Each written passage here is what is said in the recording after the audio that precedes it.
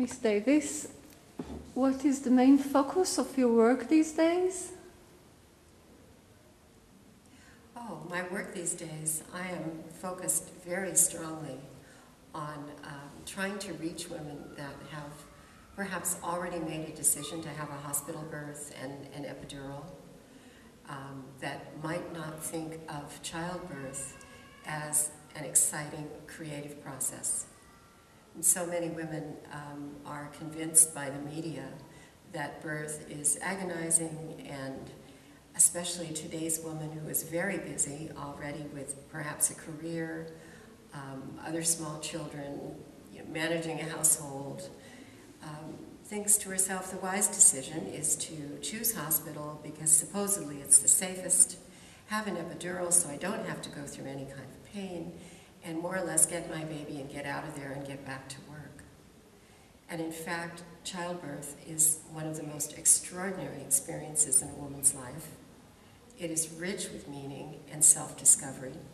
And if a woman has the proper support and is in an environment that supports the physiology of birth, where the hormones of the process, which are, by the way, the same as those of lovemaking, oxytocin, is 10 times higher in birth than any other time in a woman's life cycle. If she has those hormones flowing freely and nothing to oppose, no adrenaline coming from fear or the anxiety of her attendants, or inappropriate interventions, bright lights, things that would interfere with lovemaking ordinarily, well, they're also not good ideas during the labor process because they actually shut the hormones down. So if a woman is physiologically in tune with her process, she can experience transcendence and ecstasy like she has never known. And I know this myself because I had an orgasmic birth, so it is possible. And I want women to know this secret and have an opportunity to have this springboard into motherhood. Not an easy experience, but so much easier if birth is positive. Thank you very much, Miss Davis. Is there a special step that you think that should be taken now in order to enhance, in order to improve the world of birth? In order to make it better radically? Well, I've been a midwife for many years. I became a midwife in 1977, and I have trained many midwives. I'm the author of the textbook Heart and Hands, A Midwife's Guide to Pregnancy and Birth, been teaching since 1982. And I know that WHO has recommended that there essentially be a midwife for every woman. So I would like to see the ranks of midwives dramatically increase, because midwives should be anyway, trained to offer mother-baby-centered care, woman-centered care, family-sensitive care. And way too many women aren't getting much care at all. And the care that they do get is riddled with overuse of technology and not nearly enough preparation for the rigors of parenthood. And midwives are in a unique position to offer this care to healthy women. But at the same time, I've also seen that in many parts of the world, midwifery has been subsumed by medicine and has lost its integrity, it has lost its focus on promoting health and well-being.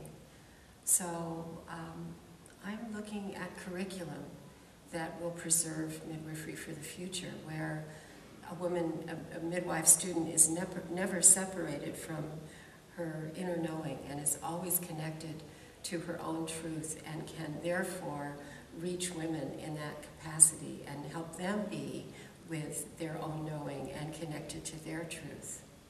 That's the kind of midwife I wanted when I was pregnant. That's the kind of midwife I've tried to be, and I think that's the midwife we need for the future. Thank you very much, Miss Davis. And in anticipation of this coming World Doula Day and Week, this coming March, have you got a special message for doulas all over the world? My message is that I deeply respect your work. I was a doula myself before I became a midwife, and I know how hard it is to advocate choices that you wouldn't make for your own body and your own baby necessarily.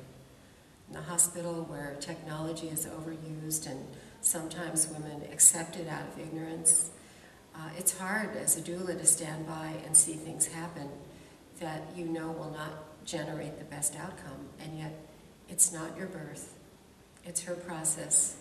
You can't make an intervention, it's just not time, or there is not time. And debriefing after such an experience is difficult, but it is really important for doulas to create a network of support. So when births don't go well or are very demanding, there's someone you can always call, even in the middle of the night, and say, I just had a doozy, and I really need to talk about it. Will you give me a few moments of your time? We all need that in the birthing practice nowadays. So I encourage doulas to go forward, to have good support.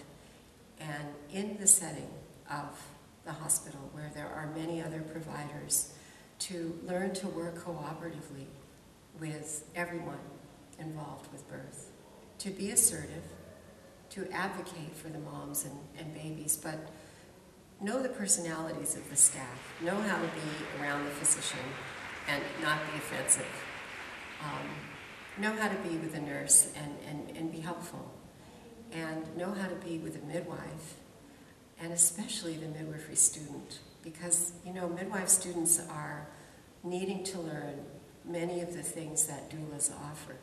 They're needing to learn how to give good emotional support as well as the technical parts of the work.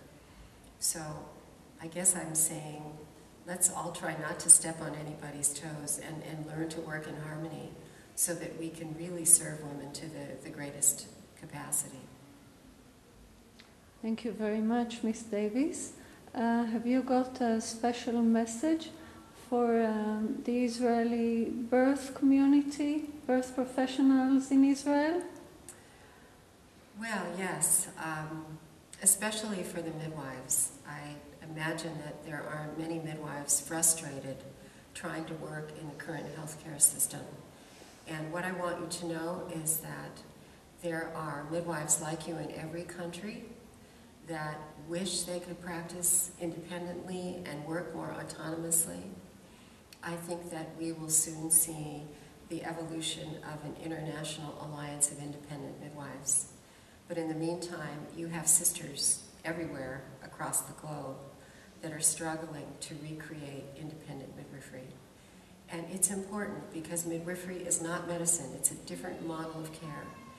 And women need the care of midwives. They need it not just physically, but emotionally to help them grow into mothers. There's nothing more important than cultivating strength in the next generation of mothers and babies. So have faith, know the support is out there, and keep moving. There are dreams that I had when I started my work 30 years ago, and some of them have come true, but some of them I realize now I won't see come true in my lifetime. But that doesn't matter, because I do believe the next generation will make progress, and those dreams will begin to come true one by one. So take the long view. Don't be too impatient. Realize that even small steps matter. And again, just get support and just keep moving. Thank you so much, Ms. Davis. It's been a pleasure, great pleasure. You're very welcome. Thank you. Thank you.